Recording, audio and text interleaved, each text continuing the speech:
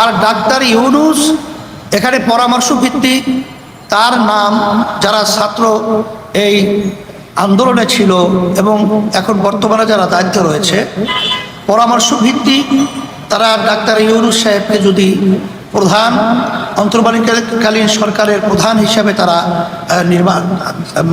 দায়িত্ব দিয়ে থাকে, তার মাধ্যমে কি হয় বা না হয় সে তো রাজনৈতিক ব্যানারে কখনোই সে কাজ করে নাই।